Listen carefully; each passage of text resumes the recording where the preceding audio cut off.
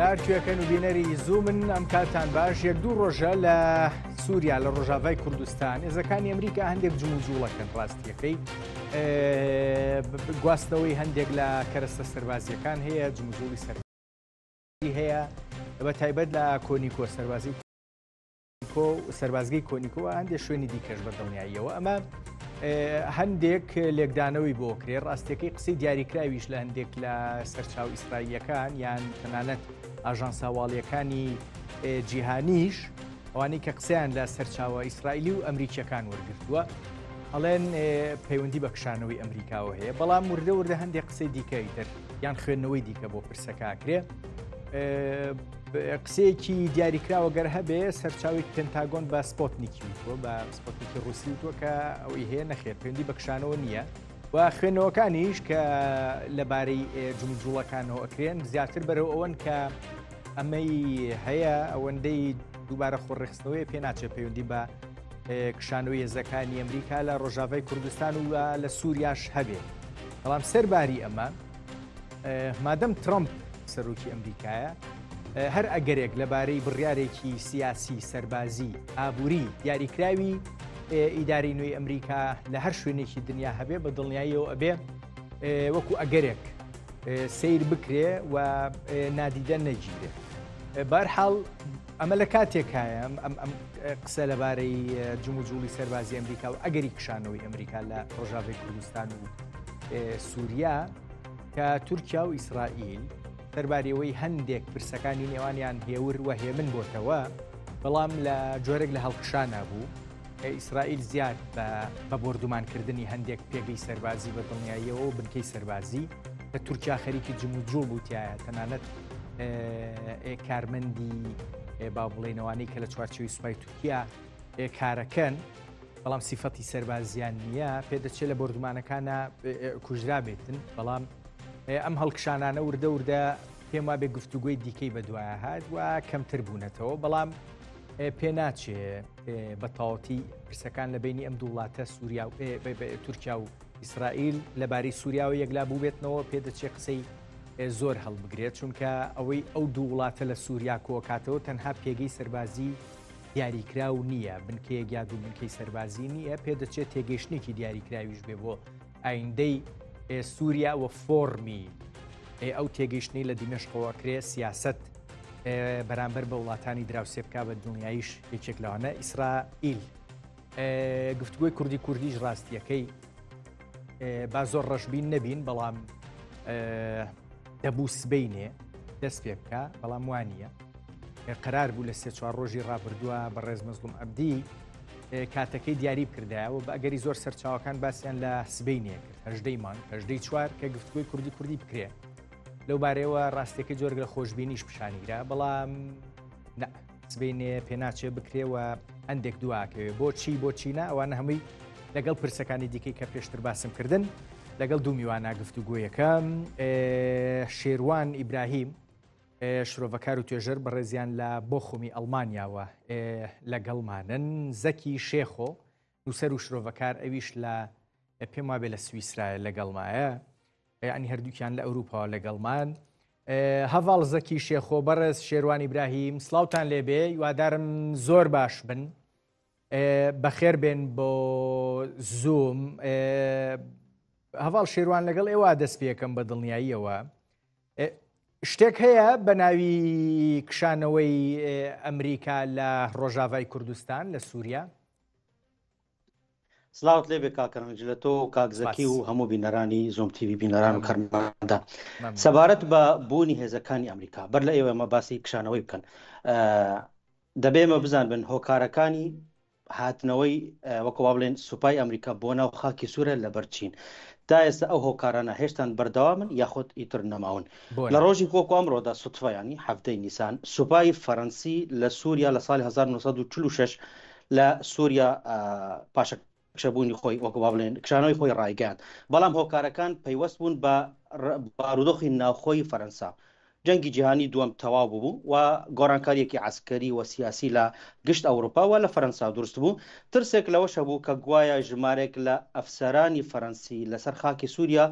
نزیک من لە نازی و لە هێتلەر ئەوان ئیتر فەرەنسا بەبێ هیچ هۆکارێک بڕیاریدا کە لە ڕووی سەربازیەوە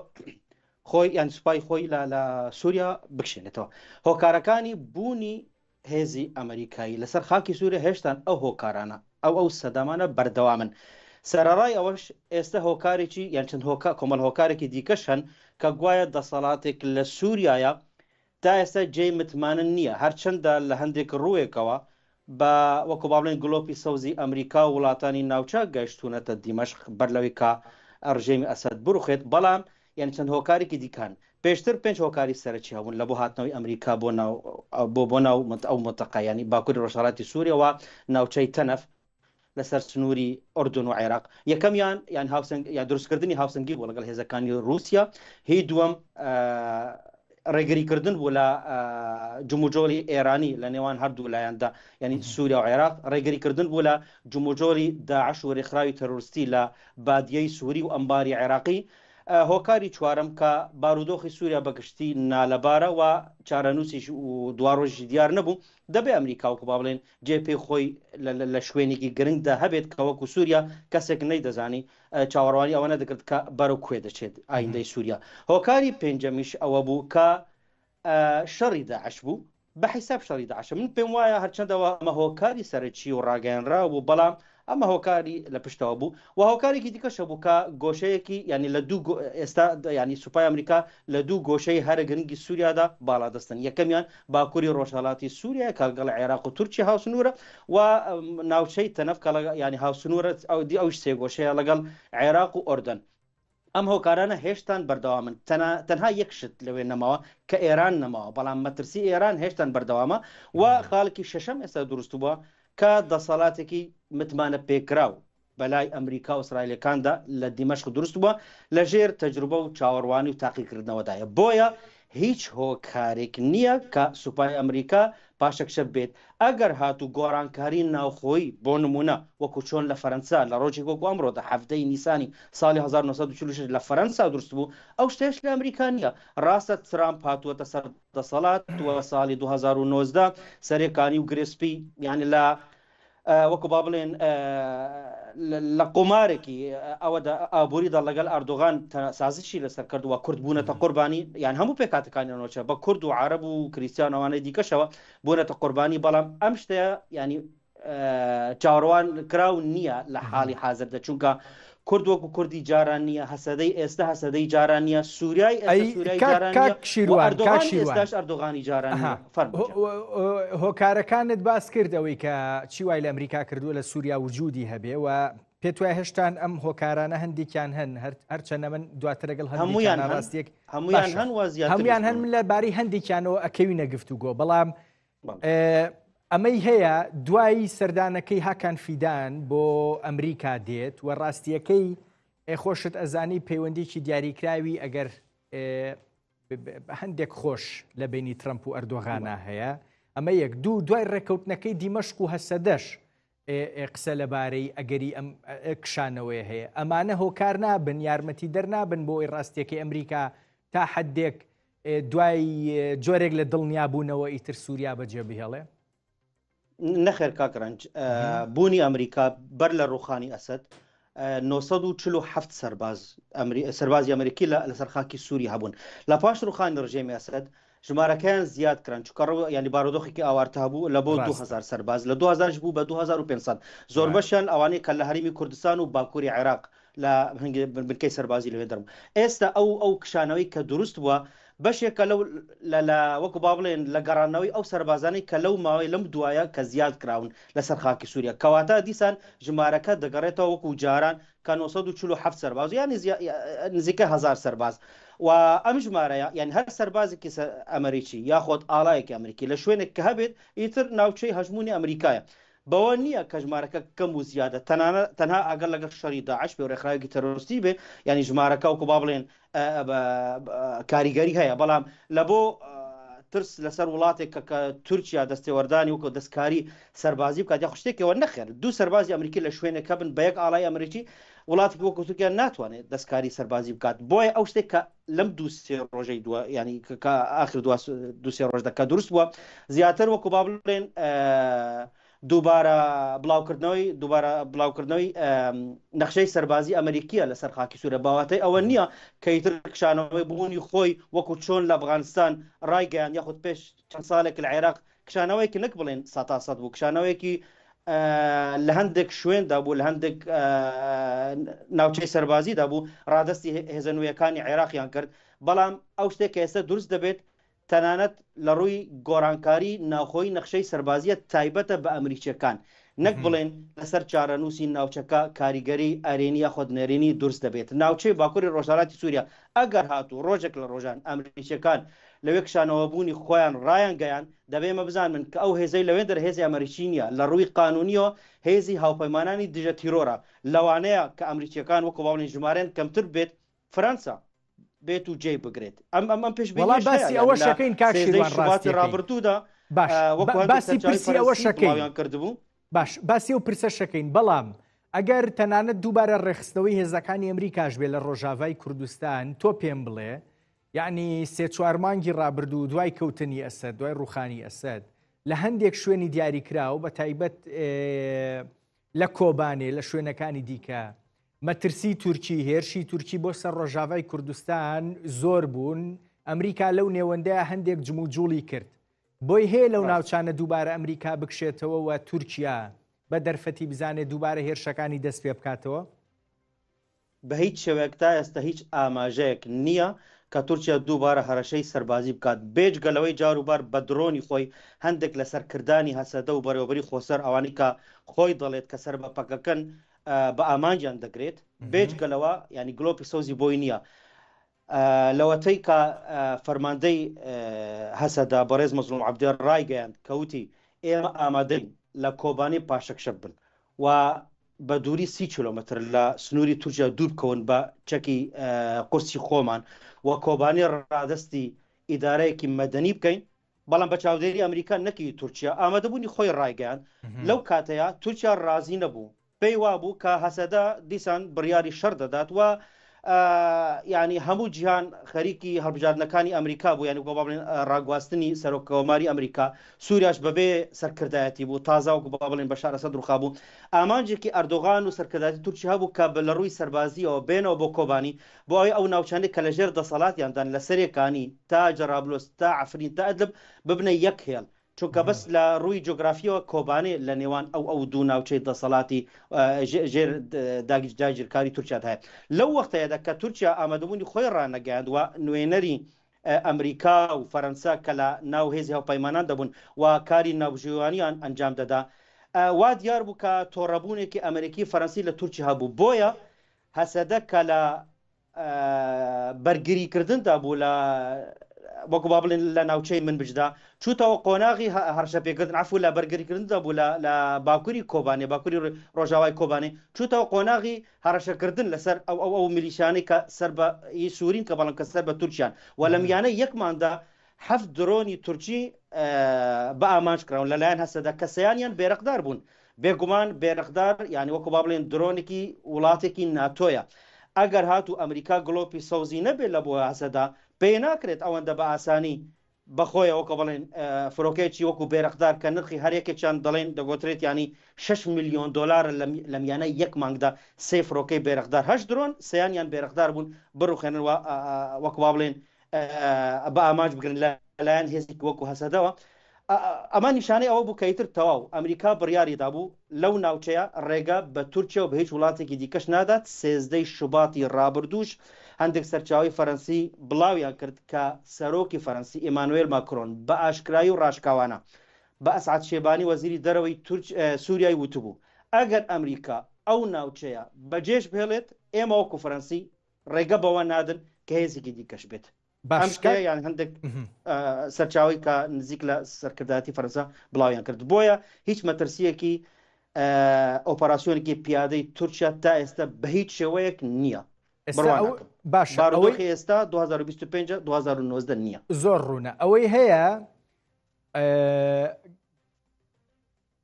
گەڕانەوەی دۆخی و ژمارەی هێزەکانی ئەمریکا لە ڕۆژاوای کوردستان بۆ دۆخی پێش ڕوخانی بەشار ئەسەد وایە سەقامجێر بوو کە پێش ڕوخانی بەشار ئەسەد باشە یەک شتم پێ بڵێ مەسلەی هۆکارەکانمان باس کرد لەبارەی ئەوەی کە تۆ پێت وایە ڕاستیەکەی هێشتان وەکو خۆیان دەنگ نەما کاکڕنج گوێت لێمە ئێستا دەنگ هەیە بەڵام زۆر خراپە هاوڕیان ئەگەر بکرێ ئەو پرسەمان بۆ چاک بکەن کاک شێروان ئەگەر دەنگم باشە هەندێک هۆکارمان باس کرد لەوانەی کە وایان کردووە ئەمریکا لە سووریا بوونیان هەبێ دانە هەوڵێم هەندێک شرۆڤیان بکەین ڕاستیەکەی کاک زەکی شێخۆش هەندێکی تر کەمێکی تر دێنمە ناو گفتوگۆکە گرفتێکی دیاریکراو هەیە بە تەوازنی هێز یان هاوسەنگی هێز لەگەڵ رووسیا دەست پێ یەکەم هەر بەڕاستی لە سووریا جگە لە بوونێکی لاواز و دیاریکراوی رووسی شتێک ماوە ناوی تەوازنی هێز بێ لە بینی ئەمریکا و رووسیا یان ڕاستیەکەی شتەکە بە تەواتی لەق بووە و هیچ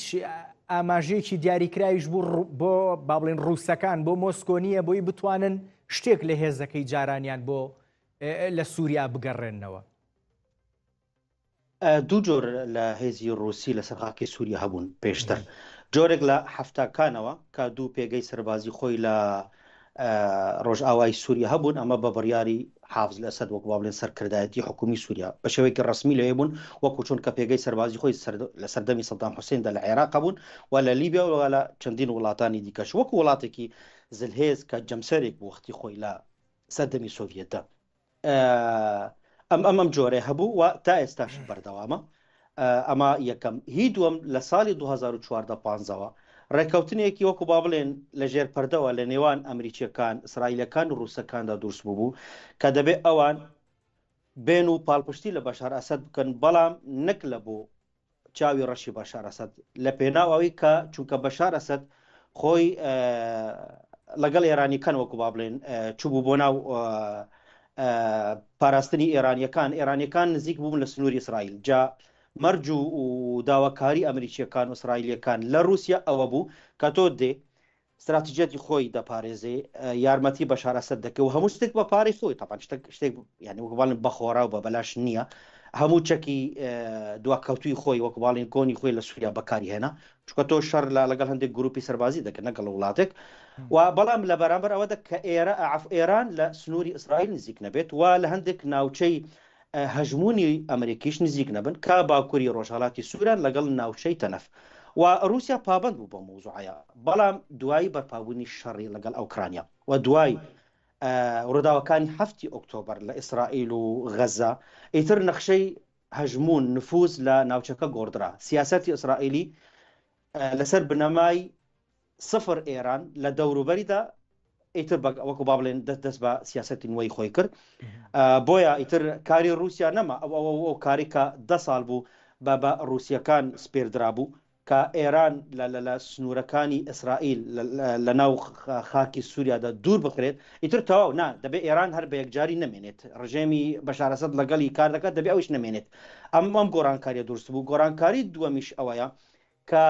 سوپای رووسی یاخۆد ئابووری رووسی بودجێ رووسی لە شەڕی ئەوکراینادا یانی شکستێکی زۆری بەدەستهێناوە رووسیایی جاران نییە کە بێت و ئەوەندە شەرت و شروتی خۆی بە زۆری بەهێز فەرز بکات لەسەر نەخشەی سووریا تەنها یەک داواکاری هەیە کە پێگەکانی خۆیان ئەوانی کە پێش 2014 هەبوون بەو شێوەیە بەردەوام بن چونکە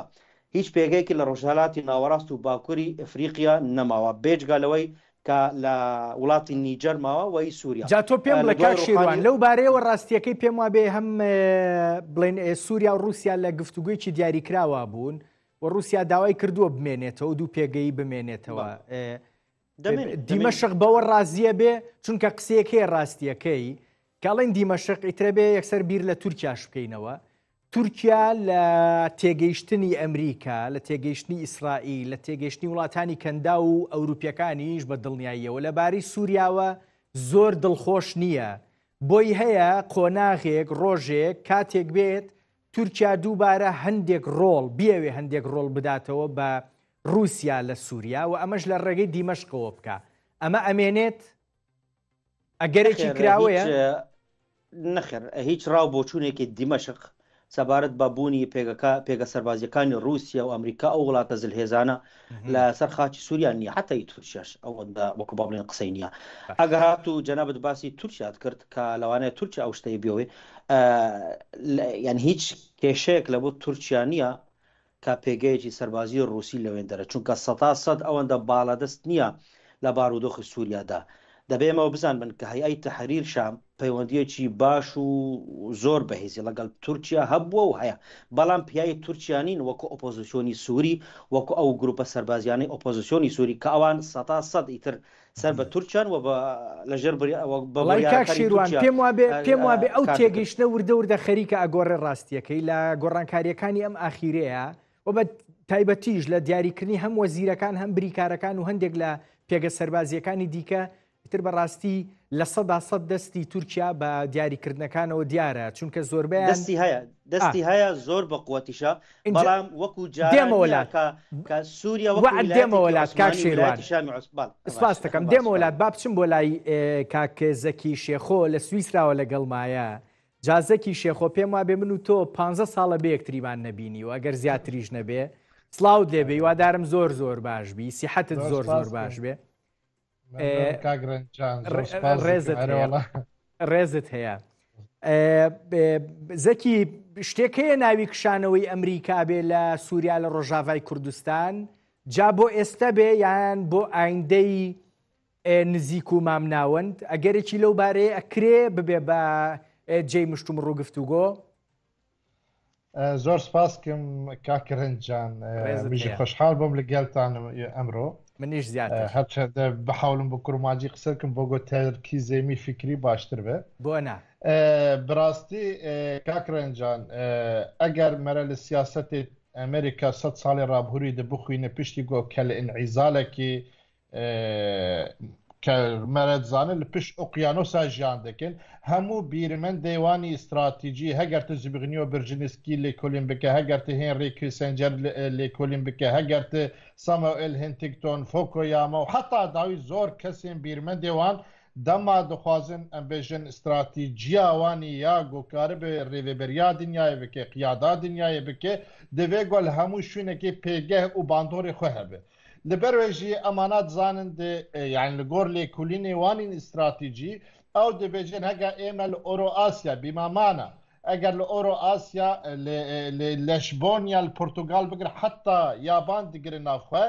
ئەگەر لەوێ هەرمێ بباندۆر نەبێت نکار قیادا دنیای خۆت زانێ پشتی هاتنا ترامژی نها شەرێکی جیهانی بناوێ شەڕی بازرگانی برێوێت چ لێ قەنعەتان بدە ئەوە هەوڵدانە ڕێلبەرگرتنا گەشەپێدان و پێشکەتن و مەزمبوونا سینێ دە استراتیژیەت ئەواندا ئەو دیارنها نزیکی 6 سال شەڕێکی ئیدئۆلۆژی و ژۆسیاسی لەگەل رووسیا بەرە یا ئیتیحاد سۆڤیەتیا بەرێ دامەشاندن دەنجام دەوان ڕاگەاندن پشتی هەڵوێشاندنا سۆڤیەتی ئێمە سەرکەوتن لێ دیارە حتا نهار ئەمریکا جیهان کۆنترۆل نەکردی و گەلک ئەمبێژن ئەقتابێ جۆر بجۆر هەیە لەبەروێ گەل استراتیژیە بۆ دێوی استراتیژی تەماشە بکە بڕوان ناکەم ئەوە بە ئیسانی د شەرق ئەوسەتی کە گرنگترین ناوچەی لە ڕۆژهەڵاتە ناویندە و بە تایبەتی سووریا کە ئەمڕۆ دبینن ژۆپۆلیتیکای زۆر گرنگە وەک پاتریک سیلجی دەبێژێ وەک جایزاکی کوبرای گۆیەکی کارە بێ لە هەرێما ڕۆژهەڵاتە ناوین خۆ بجی بکە جێکی ململانە و کێشمەکێش و تەجاذباتên جۆر بجۆرن لە ئیسرائیل بگرە حتا ئیران حتا عێراق حتا کەنداف حتا تورکیا و حتا داوی هەڤاڵ زەکی ئەمە ڕوونە بەڵام خۆ ئەفغانستانی شوێنێکی استراتیژی بوو بۆ ئەمریکیەکان بە دڵنیاییەوە لی کشانەوە جا زیانیان کردیان نا ئەویان قسەیەکی دیکە ئەمە یەک دوو خۆت باست کرد وتت ئێستا شەڕەکە تێگەیشتنە استراتیژیەکە بەرامبەر بە چاینایە بەرامبەر بە چینە و شەڕەکەش زیاتر ئابووریە ئەم شەڕە ئابووریە چ پێویستێکی بەبوونی سەربازی ئەمریکیە بێ لە ئۆرۆ ئاسیا بێگومان کاتێمە نزام چەند هەیە نیقاشێکی بەرفرە هەدوێ لێ ئەسکارم بخالێن سەرەکی بێژن یەک ژۆپۆلیتیکا ئەفغانستان قەتعاً نابێ هەرچەند زەرەژی تێدەکرد کشانەی ئەمریکا لێ دەرێ لێ قەت نابێ وەکێ سووریا کە لە سەر دەریایە نە دەوڵەتێکی منعەزەلێ نە شاخاویە باندۆرا خۆل هەموو منتیقە هەیە ژئوپۆلیتیکا سووریا پێش 10 سال من و جەنابێتەژی نیقاش کرد سیستەما لە سووریا بێ دامەزراندن هەموو ڕەنگێوێ و کارڤەدان و ڕنگڤەدانەوێ شەرقی ئەوسە تەوی دەدە ئەڤێ ڕاستیا سووریا هەگەر لێکۆلین بکە دووەم ژی ئەگەر ببیرتان بێت 2021 بایدن لە ناو جڤینا G7 گو ئێمە جیهانێکی تازە دامەزرینن 2023 لە هندستانê پرۆژەیە ئیماک ڕاگەاندن ئەگەر لێکولین لەوێ پرۆژە ئیماک بکن تەنیا ترامپ هەموو شتێ بایدن ڕەت دەکرد تەنیا پرۆژە ئیماک نەبێ ئەگەر بالا خۆ بدێنێ ئەو پرۆژە ئیماک لە بەرامبەری ئەو خەتا تیجاری بازرگانیە گۆ چین دخوازە برێوە بناوێ الحیزام و الطریق دەیە هەم پێشتر دڕیا رووسیا و ئۆکرانی حتا ئەوروپاش بەگە ئەوروپا پێدیڤێن زۆر گەلێکی پێدیڤی کەلوپەلێن چین هەیە و ئەو بازرگانی گۆ تەریلیۆنا دۆلار تێ خەملاندن پشترەژی دە ئاسیا ناوین دە ئاسیا وستا بۆ ئەزیربەیجان یانژی قۆقاس و تورکیا و بەر ئەوروپادە پرۆژەیە ئەمریکا لەگەل چەند وڵاتên ئەوروپی زلهێز وەک فەرەنسا وەک ئیتالیا وەک ئەلمانیا وەک بریتانیا هەروەهاژی لەگەل هەرێمی ڕۆژهەڵاتا ناوین ئیمارات سعودی عەرەبستانە سعودی ئوردن ئیسرائیل ئەم خەتاوێ هندستان بڕێکەوە و ئەم پێدیڤە ئەم خەتا بازرگانیە کە بەدیلێکی لە ئینتەرناتیفێکی ڕێگەی بازرگانی کەسین هەوڵ دەدە بکێ ئەم بۆ گۆڕێل بەرگرتنە چینە ئەماژی ئەولەهەیە ئەم منتیقە دەبێ ئەگەر باڵە خۆ بدێ کاک ڕەنجان تەماشاکی یەکەم سەرۆکێ کە ترامپ پێشوازی کرد لە تازەی کە هات سەردەسەڵاتداری یەکەم کەسی ئیسرائیل بوو پشتڕێژی هندستان بوو پشتڕێژی وڵاتên ئوردنێ بوو هەموو ئەو وڵاتên کە ئەم پرۆژە ئیماک دەبەشدارن زیاتر لەگەڵ وان دانوستاندن دەکرد لەبەروێژی ئەولەهەیە ئەم ڕیا پێویستە مەسەلەن وێ پێشتر مضیق الهورمز کە لەژێر کۆنتڕۆلە ئیران وێ تێپەر ئەمریە پێویستە ئەولەهەیە هەوێ هەیە ئیران ئەولەهی دەدێن نەخێر ئەولەهیە ئیران مەترسی لەسەر ئەم ڕێگا دەدەن بەرگۆدەل بەرژەوەندیە وێدە ئەوریە زەرەنیش دبین هەروەهاژی تورکاژی لە بیرتە هەگەر ئەردۆغان کاتێ ڕیا طریق و تەنمیە لە عراق ڕاگەهاند ئەوژی لە بەرگۆدنە رازی لەسەر ئەم پرۆژەیە گەورەی تریلیۆنا دۆلار تێ خەملاندن ئیماکل بەرگۆدەل بەرژەوەندیێوانە ئەمە هەموو بزەرەر بۆ ئیران و بۆ تورکیا دشکێ لەبەروێژی ئەولەهەیە ئەم منتیقا حوسی مشکلەیە ئەوە لێ دەدەن پێشتر حەماس بوو ئەوە پشتیوان شکەنادن حەزب الله بوو چبکە ئەمە هەموو ئەو ڕیا دەڕۆن هەموو تەسویە دەکرد قەنعەتان مەدە ئەو ڕێگەی ئیماک پاک دەکرد لەبەرگۆ ئەو کار ببێ ئەلتەرناتیفێکی لە هەمبەر یانژی ڕێل بەرگەشە پێدانا چین بگرێ ئەماژی پێویستی سەربازی هەیە هەژمونی منتیقە هەیە بە تەحالفاتی جۆر بجۆر هەر لەبەرەوەشە تۆ پێت وایە کە ئەمریکا بە دڵنیاییەوە ترەمپ هەر چۆنێک بیر بکاتەوە مادەم پرۆژەکەی بایدنی بەدڵە مانەوەی سەربازی ئەمریکا لە ڕۆژاوای کوردستان و لە سووریا هەردەمێنێ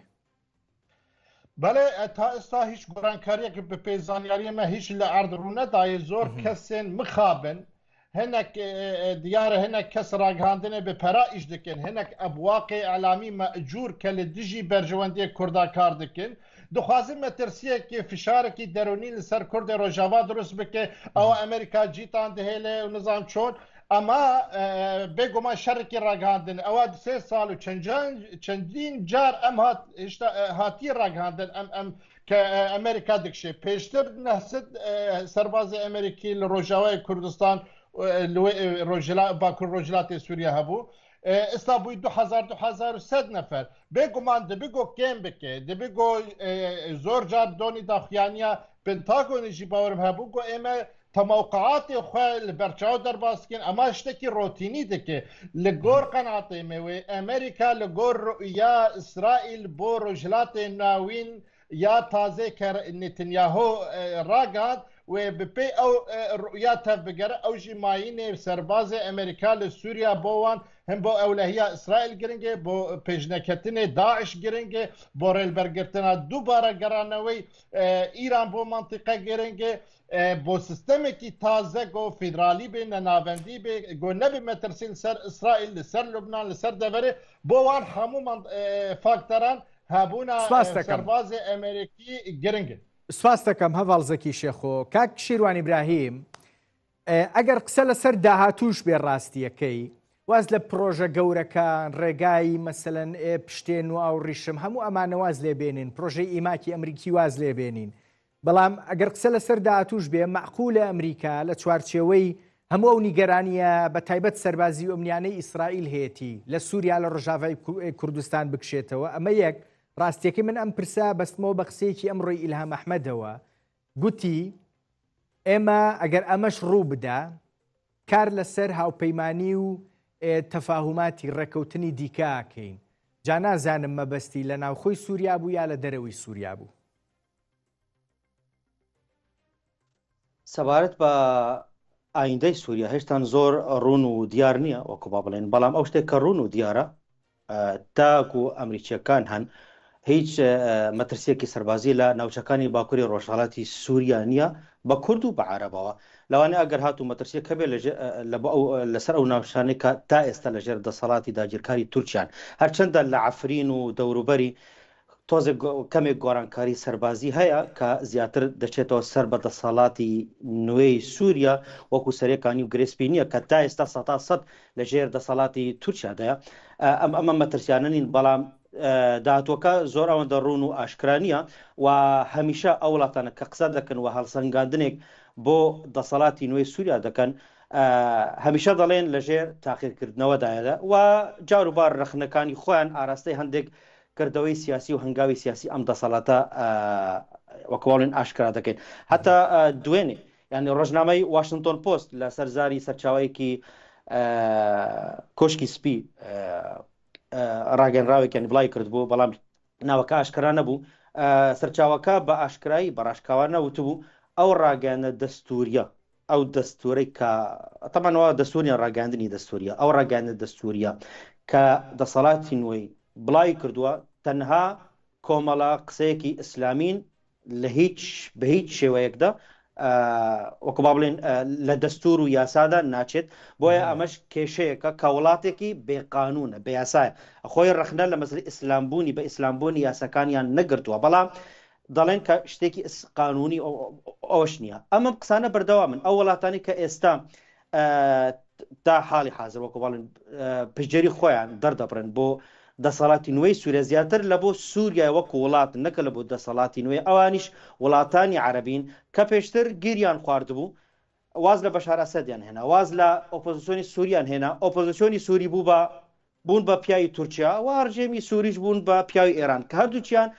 ڕکابەتی وڵاتانی عەرەبی کەنداو دەکەن یعنی ئێران وەکو ڕکابەرێکی شیعی سنی لە ناو جیهانی ئیسلامیدا و ئەردۆغانیش لەو وەختەیەدا تورکیەکە ڕکابەرێکی سنی بوو لە ناو جیهانی ئیسلامیدا لە بۆ وڵاتانی زلهێزی عەرەبی کە وڵاتانی کەندای عەرەبی ئێستا ینی سعودیە و ئیمارات قەتەر خۆی لە خۆی هەر پشتگیری دەکات پشتگیری ئەو وەزعی کە ئێستا هەیە دەکەن بۆ ئەوەی نەشتەوە ژێر وەکو جاران لە ژێر دەسەڵاتی تورکی هەرچەندە جەنابەت لە قسەکانی پێشووترمدا وەکو تێبینەکەی بەڕێز ئاماژەت بەوەدا کە لەوانە شتەیە نەماوە تورکیا باڵەدەست ڕاستە تورکیا باڵەدەستە بەڵام وەکو جاران نییە کە مامەڵە لەگەڵ پرسی سووری دەکرد وەکو ویلایەتی شامی عوسمانی نەک وەکو وڵاتێکی دراوسێ جا ئەمە دەرفەتە بە من یەک پرسیار بکەم کاک شیروان ئیبراهیم ڕۆژێک دێ ئێمە بەرەیەکی دیاریکراوی مەسەلەن ئیسرائیل لەگەڵ تێگەیشتنە کەنداویەکە بەیەکەوە ببینین بەرامبەر بە تێگەیشتنە تورکیەکە جا لە ڕووی سەربازیەوە بێیان لە ڕووی سیاسی و استراتیژیشەوە بێ بۆ ئایندەی سووریا چونکە ئێستا ڕاستیەکەی بەرەی کەنداو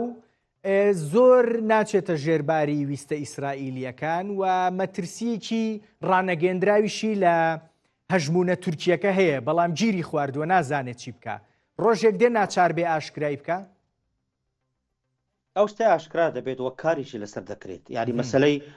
ئاشکراکردنی پەیوەندیەکانی نێوان سعودیە و ئیسرائیل تقریبان 2-3 مانجی مابوو ئەگەر هاتوو ڕووداوەکانی 7 ئۆکتۆبەر نەقەومابن ینی یەکێک لە ئامانجەکانی ئێران یاخود ئامانجی سەرچی ئێران کەوای کرد حەماس لەو بەروارەدا دەست بە و کردەوە بکات دژ بە ئیسرائیل ئامانجی سەرچیەوە بوو کە ئاشکراکردنی وەکو بە عەربی پێ دەڵێن تەطبیع لە نێوان سعودیە و ئیسرائیلدا وەکو بڵێن بیرروخێن یاخود پوچەڵ بکات یان دوای بخات ئەم شتەیە بە بەردەوام هەیە پەیوەندیەکانی شەن تەنها ئەوەی ماوە کە ئاشکرا بکرێن بەڵام سعودیە کە نایەوێ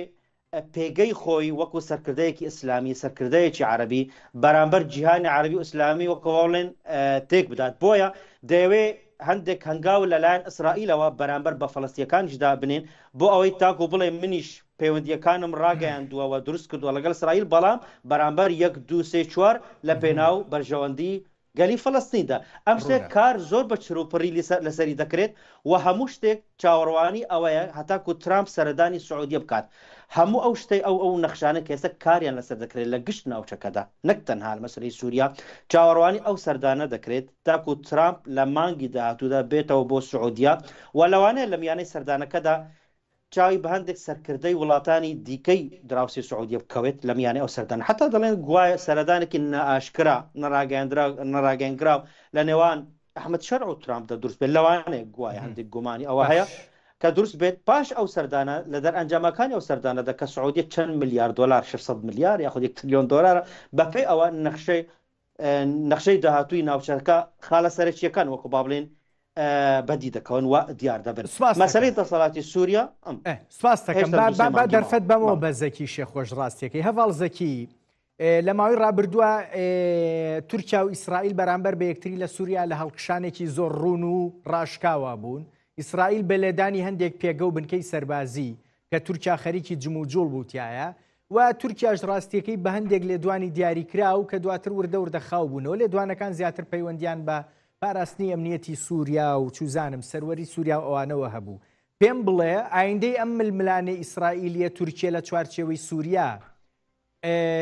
ئایندەی با بڵێن هێوربوونەوەیە یان پێدەچێنە ئایندەی هەڵکشان بێ بێگومان ناکۆکیێن ئەگەر ناکۆکیێن نابەرات تورکیا و ئیسرائیل بنرخینن gelek re hindê xwe hene kakrenc birastî jî yani dewleta Tirkiya eger baş lêkolîn li ser dîrokayê bike yek li wan fakterên ku damezrandina komarê û helweşandina İmparatoriya Osmanî rolekî cihûyên donma li Salonîk rolekî giring dîsin li ber ew kata ta îsta yani peywendiyê wan tundutol e yani bi quwetin bêguman lê piştî hatina em bêjin deselatdariya Tayyip Erdogan Partî Dadûgeşê pêdan ew hatina wan ne qenatên ne tasadif bû piştî yazê September 2001 wan 2002 hatin bo rêl ber xwedê giravî nabera diger rêl ber teşendin yan jî geşedana rêxistinên terorî metirsiye li ser ewlehiya Ewropa û Amerîka û dost û mantıqa dikin ewan xwestin biriya Ixwanul Müslîmîn yan jî İslama siyasî ke Erdogan ew kat wek modelekê dan pêş ew nûnertiya wê bike lê belê Erdogan ewa zêderewî kir yani zêdegavî kirin ew li hecmê xwe zor gewretir dawa kir rast li nav projeyekî li bîdayetê nav proje de bû lê em duayî xwe zanî hemû teroristên cîhanî mesela numuneya wê eger ê hatin Sûrî li ser koridorê Tirkiye hatin destê werdanê wê di nav Filistîniya piştgiriya wê na peywendiyê li gel rêxistinên İslamî û ê tundrew û netundrew bi hemû şêweyek ema li Asya navîn jî rûda li Iraq jî da li Sûriye jî rûda Tirkiye li hecmê xwe gewretir Tayyip Erdogan ew rolîst li ber wê jî ema ne li Emrodeyê de qenaatin pêştir jî nakokên nabera İsraîl û ew projê Erdoganî Osmaniya taze dawa dikin nakokî hebûn lê em bêjin muxtasar li piştî rûxandina rejîma Esed û hebûn damezrandina desilatdariya dîfaktoya bi serokatiya Ahmed Şera wek em dizanin li paşxaneyekê tundrewî selefî cor bi cor hatiye wek em dizanin tilmîzê Hesen Benna û Seyyid el-Qutb û Bin Teymiyye li wê xwendingeha hatî ne li Voltaire û ne li Spinoza yan jî Jean-Jacques Rousseau hatin ama li ber wê jî ema metirsiyekî ceddiyê fikrê radîkalî İslamî tundrew nejatperestî ke pêştir zor car daxuyanî da ême armacmen axîr Quds e li pişt emana jî bêguman Erdogan zor car bi tundî ew 2 salê dawî bi tundî li dijî İsraîl qise kirin pêm bilê heval Zekî Şêxo دیمەشق ئەحمەد شەرع زیاد لە جارێ وتوێتی ئێمە گرفتیەکمان لەگەڵ ئیسرائیلانیەوە کێشەشمان ناوێ باسی هەموو دراوسێکانەکە هەموو جارێڵێ ئیسرائیل باسی ئیسرائیلی ژەکە پێم بڵێ ئیسرائیل گوێ لەو قساناگرێ یان ڕاستیەکەی سەیری جوڵەکانی تورکیا جوڵە سەربازیەکانی تورکیاکە لە سووریا کە ئێوێ بنکەی سەربازی دروستکە پێگەی با بڵێن قودرەتی سەربازی توانای سەربازی سووریای ئێستا دیمەشقی ئێستا دووبارە دروست کاتەوە سەیری کامیانەکات لە چوارچەوەی کامیانە بڕیار لەسەر ئەوایە چۆن مامەڵە لەگەڵ دیمەشقا بکە من زۆربەی لێدوانی یعنی کاتی ڕوخانی ڕێژیمە ئەسود حتا زۆربەی لێدوانی ئیسرائیلەکان نووسەریوان زۆر مەقالێکە نووساندن من زۆر جار بەرپرسیاری وان کە داخواییدا من زۆر خوند یعنی من ئاگاداری ڕفتار و هەلوەستی ئیسرائیل بەرامبەری شەرع و هەواڵبەندی شەرع بڕاستی ئەوان وەها ئەزێ تەنیا پێناسەیەکی وان پێت بڵێم ئەو وان دەڵێن شەرع گورکەکە لە پێستێ مەرگدە يعني ئەو لە پێستێ بەرخ خۆ نیشان دەدە بڕواوان هیچ لێدوانێ شەرع نایە ئەوان بە قسەی ئەو زمانێ وەک هنگڤینە لێ ژار تێدەیە ئەوان بڕوان بە ئەو شتا نایە لە پێش ئەمانەژی ئەم بێژن ئەهداف و ئاوات و طموحاتên ئەردوغان کە دخوازن لەسەر سووریا باندۆرێ لە هەموو ڕۆژهەڵاتە ناوین باندۆرێ خۆ بەرفرە بکێ دەخوازن جاوەڵا ئەم قسەیەت کرد من حەزەکەم یەک پرس ڕاستیەکەی ئەوەی دوێنێ بویان پێرێ بوو ڕوویدا لە ئوردون و بە دیاریکراویش ئوردن با بڵێن ئەمان باسی ئیخوان موسلیمینەکە ئەکرێ پەیوەستێکی دیاریکراو هەبێ بە بینی خەونە با بڵێن ئیخوانیەکان جا تورکیا یان قەتەڕە یان هەر شوێنێکی دیکە بۆ هەژمونی زیاتر لە وڵاتانی ناوچەکە و بە ئوردونیشەوە ئیتر گەیشت بێتەوە پرسەکە براڤۆ بڕاستیژی ملاحەزاتێکی زۆر دقیق و جوان بوو یعنی منژی حەزی کردەوە بینم ئەو ئەخوان و سیستەمی ئەخوانی وێ باندۆری لە عێراق بکێ لە ئوردن بکێ لە لەبنان بکێ لە هەموو منطقە پێشترژی مگۆ سیستەمی کە سووریا دامەزرینە چ سیستەم بێ دموکراتی بێ شێوای دموکراتی گەشە بدل منطقە ئیسلامی بێت قەنعاتامەوەی ئیسلامی ئەمە تاریخی سووریا ژیۆپۆلیتیک ئیسپات کردی لەبەروێژی من ئەگەر ڕاستەڕاستی نەبێ ئەو بویەرە کە لە ئوردن پێش درۆژ ڕوودا نەڕاستەڕاست بێگومان ئلهامێکێ ئلهام بەخشێکی بۆوان کە لە سووریەکی ئەوەندی گرنگێ لەسەر جوغرافیەتی ئوردن و ئوردن خداوەندی سووریا دبین ئەگەر تاریخاوی بینێ یەکەم مەلەکێ سووریا پشتی ڕوخاندنی عوسمانی خۆتزانف مەلک فەیسەڵی هاشمی بوو ینی لەبەروێ هەر خەیاڵێ وان دمایێ لە خەیاڵی ئوردنیا کە سووریا وەک ملکێ خۆ دبینن زۆر جار هەوڵدان چەندین ساڵ هەوڵدان کە سووریا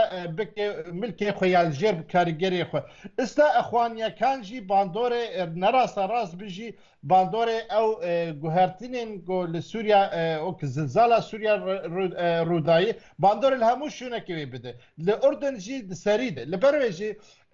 ئەم بێژی سەر پرسیاری دەستپێکیژی بێگومان من لە ئەو بڕوادەم ئەگەر ئەمریکا چارەسەریەکی ناوەندی یاژە بێ وەسەد حەلەکی ناوەندی بۆ تورکیا و ئیسرائیل نەبینێ دەقەنعەتا مدە ئەگەر تورکیا لەسەر ئاوات و هشمێندیە خۆی گۆ بێژە پاوانخوازی تەوەسعی طموحاتی خۆ بەردەوام بکێ و ئیسرائیل قەتڕێ نەدوێکێ بە هەموو هەوڵدانی خۆ وێ هەوڵ بدەڕێ بەروەیەکێ بگرش لەبەر ئەوەی پروژەیەن ئیسرائیل جودایە ڕوئیای جودایی ناکۆکێ لەگەل ڕوئیا تورکیا یاک تەوەسعی یا گۆ دخوازم منطقە لە گۆر خۆ فۆرمیلە بکەین گۆر خۆ دیزاین سپاس دەکەم هەڤاڵ شێروان ئیبراهیم زۆر بە کورتی ڕێکەوتنێکی دیاریکراو لە بینی هەسەدە و دیمەشق هەیە مەزلوم کۆبانێ و ئەحمەد شەرع و خەریکە ڕەهەندە سەربازی و ئەمنیەکانی وردە جێبەجێەکرێن دەرەنجامەکانی بە دڵی تورکیا بێ یان ڕاستیەکەی بۆی هەیە هەندێک گرفت و کێشە بۆ ئەم ڕێکەوتنانە دروست بکات ئەو ڕێکەوتنامە ئەگەر تورکیا لەسەری ڕازی نەبووایە بێگومان بەو شێوەیە یان وەک بەو شێوە ئاشکران نەدەبوو چونکە سێگەر بەر لەوە کرابوون ئەحمەد شەرع و مەزلوم عەبدێ هەردووکیان وەکو با بڵێن کێشیان نەبوو لەسەر داواکاریەکانی هەسەدەشت ئەو وەختەیە چونکە ئەحمەد شەرع دەزانێت ئەو سێ پارێزگای بۆ خۆی نییە یعنی خۆی دەزانێت کە هەژبوون و نفوزی خۆی لەوێدا نییە یەکەم جار کە ڕێکەوتن دەقی وەکو بڵێن ڕەشنووسی ئەو ڕێکەوتنەمە چوو بۆ تورکیا تەبەن لەڕێی هەندێک ناوپژوانی فەرەنسی و ئەمریکی کە لە ناو هێزی هەڵپەیماناندانا نەک بڵێن شارع خۆیەوە تورکیا ڕازی نەبوو لەی دووەمیش دەڕازی نەبوو لەی سێم دەڕازی بوون و طبعا فشارێکی ئەمریکی و فەرەنسیش لەو مەوزوعەدە سەد ئەوە دەڕازی نییە سەرکردایەتی تورکیاش ئێستا دەوڵەت باخچەلیش لە گۆڕێدایەوە کە دەستپێشخەری ئاشتەوایی لەگەڵ کورد ڕاگەان بخۆی خاوەنی دەستپێشخەریەکە نەک ئەردۆغانە هەرچەندە مێژووی دەوڵەت باخچەلی زۆر خراپ بووە لە کورد زۆر خراپتر بووە لەگەڵ کورد بە بەراورد لەگەڵ سەرکردەکانی دیگەی تورکیا بەڵام ئەو جیاوازیش هەیە لە ناو دەسەڵاتی تورکیادا بۆیە ئەو اتفاق ئەو ڕێکەوتنامەیە کە ئەمزای لەسەر بووە هەموو ئەو وڵاتانی کە دەستکاری سەربازیان یاخۆ سیاسیان لە ناو سووریادا هەیە لەسەرەوە ڕازی بوون و ئەمریکیەکان لەسەیرە ڕازین بێگومان یەکشتم بە کورتی پێ بڵێ هەواڵ شێروان یەکشتم بە کورتی پێ بڵێ هەندێک شوێن هەن بۆ ئێمەی کورد گرنگن ئەفرینە سەرێکانیە گرێسپیە دۆخیم ناوچانە ئاساییە بنەوە وردە وردە کورد ئەچێتەوە ئەوێ چوزانم دەسەڵات بگرێتەوە دەزیان هیچ نەبێت تێکەڵ بە ژیان لەو سێ شوێنە و لە شوێنەکانی دیکەش ببێتەوە بە کورتی پێم بڵێ سوپاس بەو پێەیە کە گوێم لێ بووە هەندێک سەرچاوی ناو هەسەدە و ناولایەنەکەی دیکەدا عفرین و دەوروبەری لەگەڵ هەردوو گەڕەکی ئەشرەفی و شێخ مەقسوود بارودۆخیان زۆر باشە و گفتوگویەکی زۆر قۆڵ لە نێوان بەراوبەری خۆسەر ینی هەسەدە و دەسەڵاتی نوێی سووریا هەیە کە ئاسایشی ئەو ناوچانە لە خەڵکی ئەو ناوچەیە دەبن کێشەکە نەک لەوێندەرە کێشەکە زیاتر لە ناوچەی سەرێکانی داگرێسپیە کە سەد ئێستا لە ژێر دەسەڵاتی ئەو گروپانی سەر بە تورکیان بەڵام لە باکووری ڕۆژ ئاوای سووریا کە دەسەڵاتی هەسەدە لەوێ دەرنیە وا دیارە کە لە ژێر پەردەدا جموجۆکی زۆر بەرەو پێشکەوتن لە نێوان هەسەدە و دەسەڵاتی نوێی سووریا هەرچەندە ناکۆچی زۆریان هەیە لەباری دەستور ناوی سووریا حکوومەتی نوێی سووریا ڕاستە ئەو ناکۆچیان هەنا بەڵام لە ڕووی سەربازی و ئەمنیەوە لەو منتەقانە دیار هەندێک هەنگاوی زۆر باش دەنێن و دوێنێش بە دەرانچیا کورد سەرکردەیەکی دیاری بەراوبەری خۆسەرە بە شخصی لەگەڵ ئەمنی عامی سەر بە دەسەڵاتی سووریا لە هەردوو گەڕەکی ئەشرەفیە و شێخ مەقسوود و ئێستا لە حالی حازردا ئاسایشی سووری لە هەردوو گەڕەکە کوردنشێنەکە لە ڕووی فعلی و ئاسایشی هەسەدەن ئاسایشی بەراوبەری خۆسەرن وەکو چۆن لە کەرکووک پێش 2017 ڕاستە لە ڕووی ئیداریەوە کەرکووک سەر بە دەسەڵاتی بەغدا بوو بەڵام لە ڕووی عسکەری و ئەمنیەوە کەرکووک سەر بە هەرێمی کوردستان بوو چه زۆنی سەوز چ زۆنی زەرد ینی ئەو شتەی هەبوو ئێستا لەو دوو گەڕەکە لەو نەوتەڕەوشارت ئەو بەرەو پێچوون هەیە بەڵام دووبارە دەڵێم کێشەکە لەسەر سەرێکانی و گرێسپی ئەو ناوچە جۆگرافیا ماوەتەوە هێشتان دیار نییە لەوانەیە بەرەو شتێکی باش بڕوات بەڵام تا ئێستا من ناتوان وەکو بابن شتێک لەسەر مەسئولیت بڵێم لەوانەیە لە داهاتوودا گوێبیستی سپاس دەکەم هەڤاڵ زەکی شێخۆ زۆر بە کورتی پێم وا بێ تۆش و منیش لەسەرەوە متفقین کە تورکیا یعنی نزیکە لەوەی تر دەستی ناوەتە بینی ئەحمەد شەرعەوە و هەرچێکی بێ لە سووریا ئێوێ پێی بکە وڵاتانی دیکە وەیانەوێ سووریا بە شێوازێکی تر دابڕێژنەوە و مامەڵە بکە سووریا ئەم دەستەی تورکیا لە ملی ئەحمەد شەرعەکەنەوە یان نا بە کورتی هەرچەندە پرسیارگە زۆر گەورەیە یادی بخابن لە قەناعەتان بدە ترکیا ئەوەندی ئیمکاناتی خوێنینە ئەگەر ئەم بێژن وڵاتێن ئەوروپا ئەمریکا سزای نابنەتەویرانەکەن ئەگەر بپێی مەرجێ ئەوان ئەوروپی و ئەمریکەکان دانی بەر شەرع جی بجینەکەن پێکهاتەیەن جودا بەشدار نەکەن دەستورێکی بڕێک و پێک دانەمەزرینێ ئاعترافی بمافی هەموو پێکهاتەیان نەکەن ئاشتیان نافخوا دادمەندیە عدالة الانتقالية ام بيجن دادمنديا بجهز بيك نينه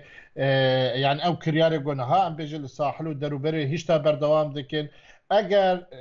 بپیر رفتار تندروی بردوام بکه ترکیه هیچ نتوانه با شرع بکه و حتی خلیجی نتوانه اگر ام بيجن سزارا نبن نه بنك تفعيل دبن نه پرت با سوريا نه استثمار با سوريا نه بنيات نوى جيرخانه سوريا كزيدي سدي نود روخاوه سدي نود خلقي ويلي جير خط برسيبون دجي امانا فاكتوري سركينه با سوريا تازه ام سزانا جيب دست وامانه هیچی به تورکیا ناکرێ ڕاستیەکەی بە وڵاتانی کەندا و ئەوروپا کرێ و سپاس دەکەم گەلێک مەمنون كنداف جی تەنیا یەک جملەکەنداژی ببێ ڕاکردنی سزایەن ئەوروپا و ئەمریکا هیچ نەتوان بکەن. سپاس دەکەم زەکی شێخۆ نووسەر و شرۆڤەکار لە سویسراوە لەگەڵ مابووی زۆرم پێخۆش بوو بینیمێتەوە زەکی ڕێزت هەیە شێروانی برایم شرۆڤەکار ئێوەش لا باز بۆ ئێوەش بەدووە.